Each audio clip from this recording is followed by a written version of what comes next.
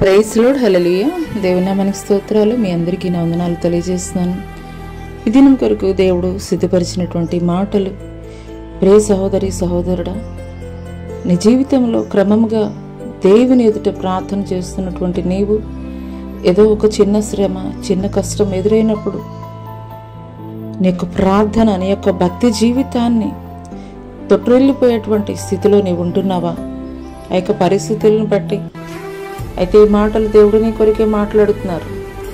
ఆయన వేదన పడి మరింత ఆతురముగా ప్రార్థన చేయగా ఆయన చెమట నేల పడుచున్న గొప్ప రక్త బిందువు వలె ఆయను. హల్లెలూయా. ఈ మాటలు యేసుక్రీస్తు ప్రభుల వారు గెత్సెమనే వనములో ఆయన పొందబో శ్రమల కొరకు ఆయన ప్రార్థన చేస్తున్నప్పుడు, ఆయన ప్రార్థన చేస్తున్నటువంటి క్రమంలో ఆయన యొక్క చెమట గ్రంథుల నుండి రావలసినటువంటి నీటికి బదులుగా రక్తము బయటికి వచ్చిందని ఇక్కడ లేఖనం తెలియజేస్తుంది. హల్లెలూయా. అంటే ఆయన ఎంత నలిగిపోతూ ప్రార్థన చేశారో, కన్నీటి ప్రార్థన చేశారో అనేటువంటి విషయం అయితే గనక మనకి తెలియపరచబడుతుంది. ఈ మాటలు వింటున్నటువంటి ప్రియనేస్తమా, ఒక ఆదాము అవ్వ వారి యొక్క సాన్నిహిత్యాన్ని, దేవుడితో కలిగి ఉన్నటువంటి సహవాసాన్ని తినవద్దన్నటువంటి పండు తినడం ద్వారా కోల్పోయారు. ఒక దావీదు ఎంతో భక్తిపరుడు, దేవుని చిత్తానుసారం జరిగించేటువంటి వాడని పిలువబడినటువంటి వాడు. అయినప్పటికీ ఒక పాపంలో పడిపోయి తన యొక్క భక్తి జీవితాన్ని కోల్పోయినటువంటి వాడిగా ఉన్నాడు. ఒక కయీను, హేబేలు తన అన్న ఇచ్చినటువంటి శ్రేష్టమైనటువంటి బలి అర్పణ యొక్క దేవుడు మెచ్చుకున్నటువంటి విధానాన్ని చూసినటువంటి కయీను అసూయ ద్వారా అన్నని చంపినటువంటి వాడిగా ఉన్నాడు. ఈ మాటలు వింటున్నటువంటి ప్రియనేస్తమా,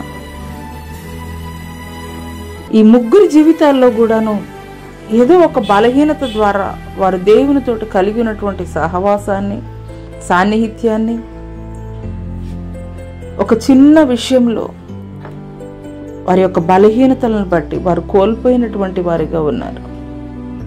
కానీ యేసుక్రీస్తు ప్రభులు వారు మాత్రం ఆయన ఎదుట ఎంత శ్రమ, ఎంత నింద, ఎంత అవమానం ఉన్నప్పటికీ కూడాను ఆయన తండ్రికి మొరపెడుతున్నారు, చెమట రక్తముగా మారినంతగా.